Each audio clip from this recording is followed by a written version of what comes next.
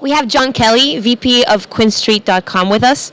John, Yes. what did you think of the discussion? You guys were extremely successful. You had a whole bunch of questions.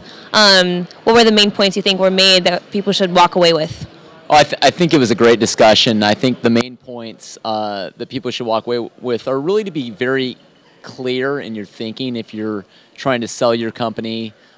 Be very clear about what your expectations are if you're trying to get an investment, what you're trying to achieve, and whether ultimately you'll be happy with what the outcome is. You talked a lot about the importance of timing. It's really easy to think about, in theory, how timing is important, but how do you actually snatch that moment and know that it's right to sell or to buy something? I think one of the most important things to think about is to set your expectations. Set your expectations up front.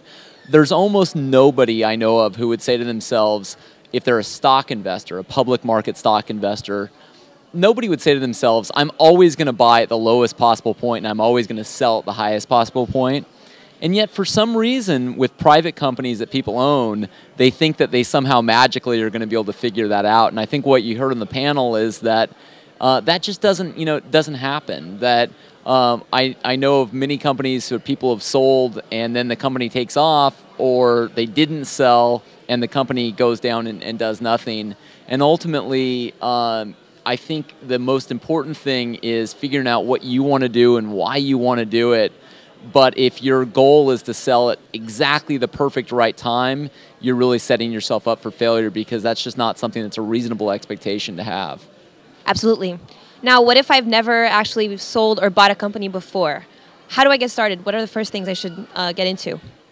I think the very first thing, and this came up in the panel, is to talk to as many people as you possibly can who have done it before, because it's so incredibly difficult and so incredibly involved. And if you can have some private conversations with people who've bought and sold companies before, I think you'll get a lot of insights, a lot of lessons learned, and a lot of ways to avoid some mistakes, because it's a very difficult process and something that I don't think anybody is born knowing how to do, no matter how smart you are. But I have no money to buy anything, so how would I go about getting some of that money? Well, the key there is, there are a lot of people, and I think Chris said this in the panel, there are a lot of people out there who have money, who are looking for opportunities. And so really what it comes down to is you need to find those people and you need to network with them and you need to find what your common interests are. And if you have expertise in something, you certainly can leverage that expertise and marry it up with someone who has the capital and is looking to deploy that capital. But you really need to start making those relationships as quickly as you can, because once it's time to actually deploy the capital, deals don't last very long once they're out there. Now, you guys talked about the differences between using a third-party investor and raising money yourself. Can you talk a little bit more about that for people who weren't here? Sure. So, yeah, we actually, when we sold SureHits, we had an investment bank, RBC Capital Markets, who represented us. And I know, and Chris ended up selling Pepper Jam without outside representation.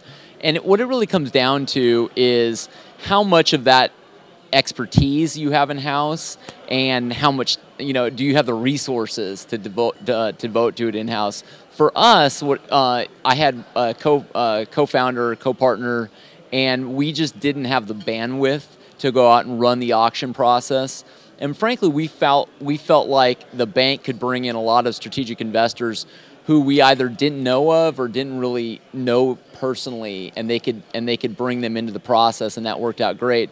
For others, I think if you look at it and say, hey, I know who all the buyers are, I have relationships with them, or I know someone who has a relationship with them, if you're in that situation, then you can save the money, save the 4 to 7% and just do it yourself. Got it. And what are you most looking forward to doing here at the hotel other than speaking and actually networking?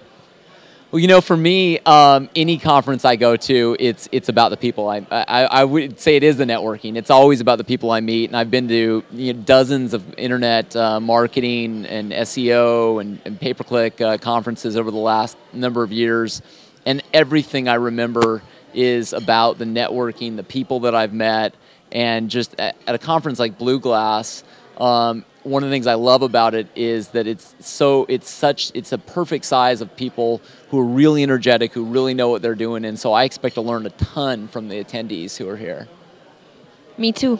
Thank you so much.